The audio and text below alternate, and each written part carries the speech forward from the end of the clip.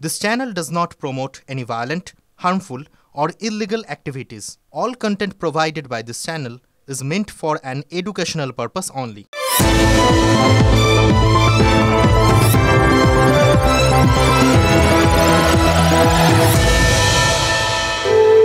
পাথরে লেখো নাম, পাথর ক্ষয়ে যাবে। হৃদয়ে লেখো নাম, সে নাম রয়ে যাবে। হে তো গানের কথা, আর রাজপথে লেখা স্লোগানের কথা, যে স্লোগানের কথাগুলো হয়তো হৃদয় দিয়ে লিখেছিলেন একদল আন্দোলনকারী জুনিয়র ডাক্তার। মুখরিত স্লোগানে ছয়লাভ হয়েছিল স্বাস্থ্য ভবনের সামনের রাস্তাটাও।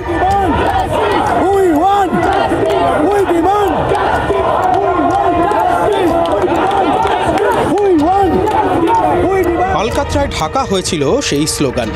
রাতারাতি পড়েছিল কালো রঙের প্রলেপ, কিন্তু বৃষ্টিতে ধুয়ে গেছে পিচকালো আলকাতরা। স্বাস্থ্য ভবনের সামনের রাস্তায় ফের জেগে উঠেছে জাস্টিস ফর আরজি কর।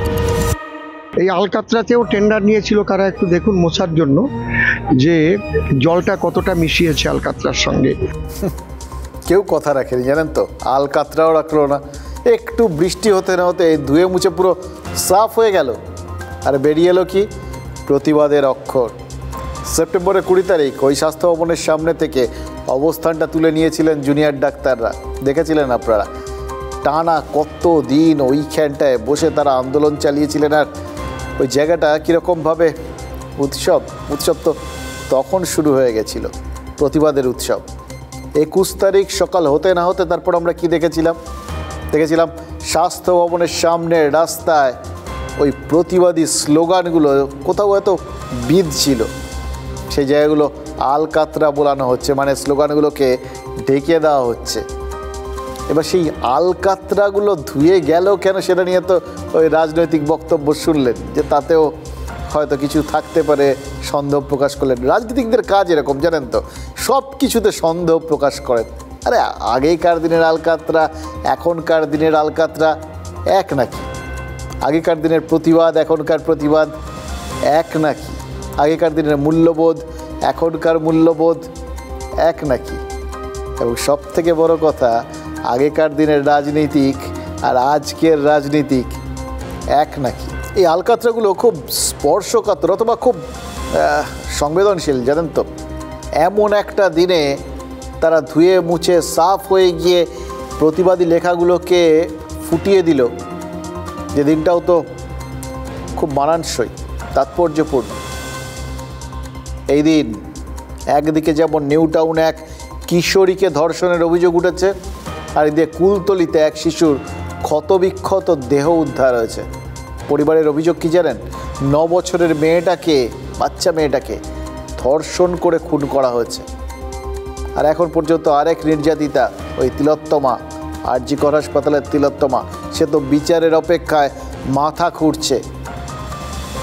তাই কি প্রতিবাদ জানাতেই এই প্রতিবাদী লেখাগুলোর ওপর থেকে আলকাতরা উঠে গেল, এবং এই উঠে যাওয়াটা এতটা তাৎপর্যপূর্ণ হয়ে উঠল।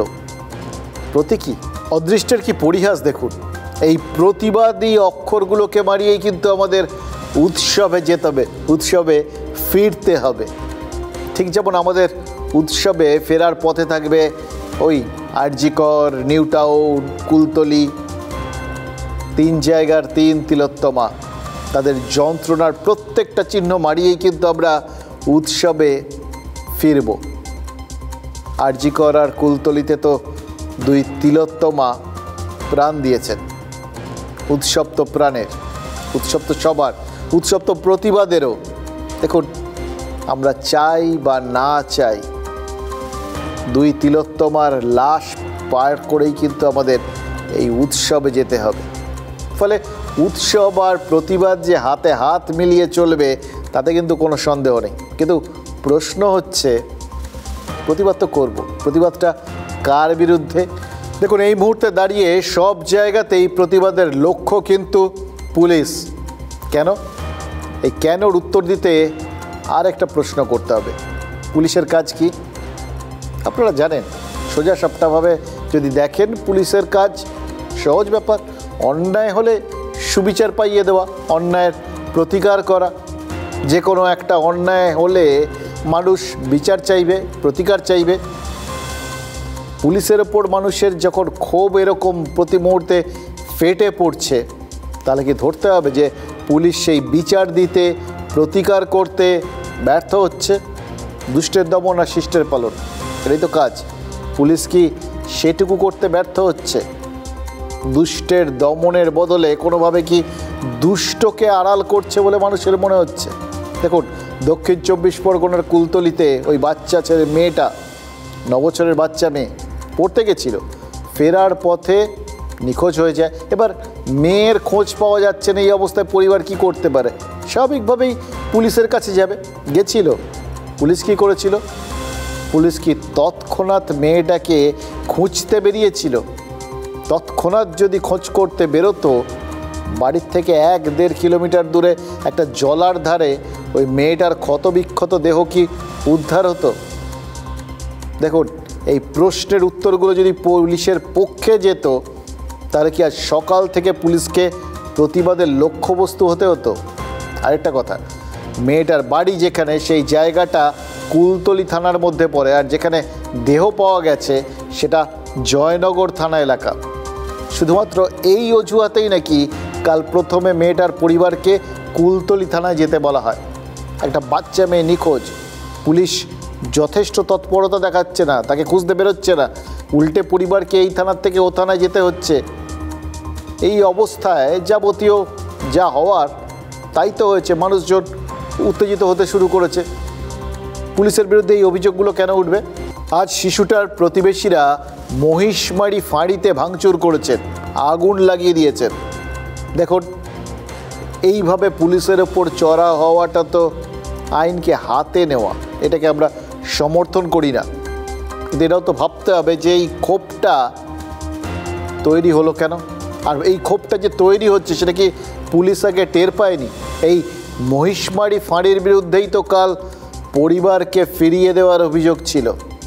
আরও একটা কথা, পুলিশের বিরুদ্ধে অভিযোগ উঠলেই তো তা বিরোধীদের চক্রান্ত বলে দেখিয়ে দেওয়াটা সরকার আর শাসক দলের প্রিয় টাইম পাস। আর খুব চাপে পড়লে তখন ওই পুলিশকেই কাঠগড়ায় তুলে দাও, ক্ষোভে জল পড়ে যাবে। একদম রাজনীতির চেনা ছক। দেখুন, বারবার আবার বলছি, পুলিশের প্রতি যে ভয় আর ভক্তি, এটা থাকা দরকার। এটার ওপরেই কিন্তু আমাদের সামাজিক শৃঙ্খলাটা অনেকটা দাঁড়িয়ে আছে। কিন্তু সেটা ভেঙে পড়লে কি বিপজ্জনক পরিস্থিতির সৃষ্টি হবে, কতটা সমস্যার সামনে আমাদের দাঁড়াতে হবে সবাইকে, আপনি, আমি, সাধারণ মানুষ এবং প্রশাসন, সেটা কিন্তু প্রশাসনকেও ভেবে দেখতে হবে। সোজা কথায়, প্রশাসনের তরফেও একটা আত্মসমীক্ষার প্রয়োজন। কেন মানুষজন এইভাবে পুলিশের ওপর ক্ষিপ্ত হয়ে উঠছে? বারবার এক ছকে গেলে হয়তো 9 বারের মধ্যে 8 বারই সাফল্য পাওয়া যাবে, কিন্তু 9 বারের বার কী হবে আর 10 বারের বার কী হবে? এই দুটো সবসময় চেনা ছক অনুযায়ী ঘটবে এরকম নিশ্চয়তা দেওয়া যায়?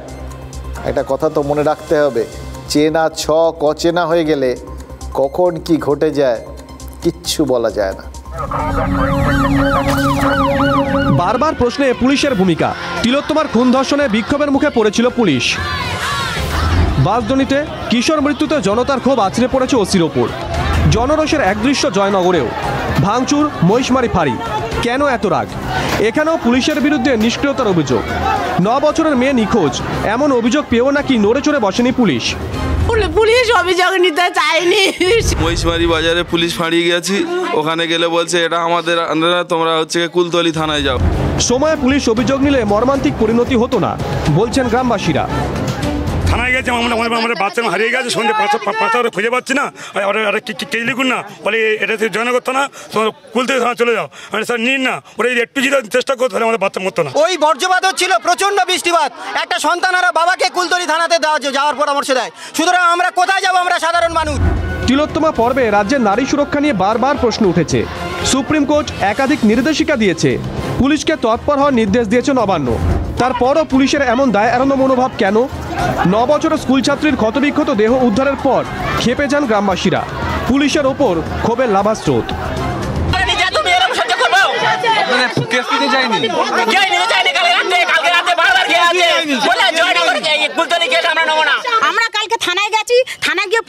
বলা হচ্ছে আমাদের কেস নেয়নি, রাত্রিবেলা কোনো কথা, তাদের মুরগি মাংস খেয়ে মদ মাংস খেয়ে তারা ফুর্তি করছে। বললো এটা আপনাদের কুলতলি থানা, আপনারা কুলতলি থানা অভিযোগ।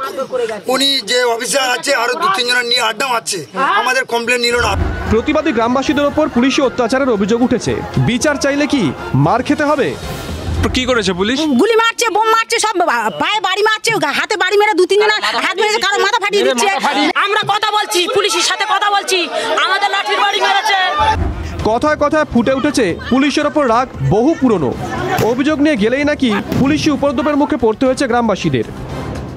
আমাদের মুরগি দাও, 1 মাস আগে আমাদের দোকান চুরি হয়েছে, আমরা জানাতে গেছি, বলে মুরগি নিয়ে এসো, 8টা চুরি হয়েছে, আমরা কি করব? মুরগি সব সময় এসে বললো তুই কর, একটা মুরগি দে। মুরগি কার? আমি বললাম মুরগি আমার নয়। মাত্র বলছে মুরগিটা কার, 2টো মুরগি, একটা মুরগি দেওয়া যাবে না, ওই পর্যন্তই পালাছে। সংবাদ মাধ্যমের সামনে গ্রামবাসীদের ক্ষোভ উগরে দিতে দেখেই ক্ষিপ্ত পুলিশ। থ্রেট কালচার কেমন হতে পারে তারই নমুনা পুলিশ আধিকারিকের গলায়। ক্যামেরার সামনেই শাসানির সুর। মিডিয়া দেখে লাফাবেন না, মিডিয়া দেখে লাফাবেন না, বললাম তো মিডিয়া দেখে লাফাবেন না। ভালো ব্যাপারটা পছন্দ হচ্ছে না তো, পছন্দ হচ্ছে না তো, অন্য অফিসারদের মতো তাহলে আমাকেও ব্যাপারটা করতে হবে, হ্যাঁ করতে হবে, তাহলে করি। পুলিশের তারার মুখে কিছুটা ছত্রভঙ্গ হয়ে যান গ্রামবাসীরা। কিন্তু এক মায়ের প্রশ্ন,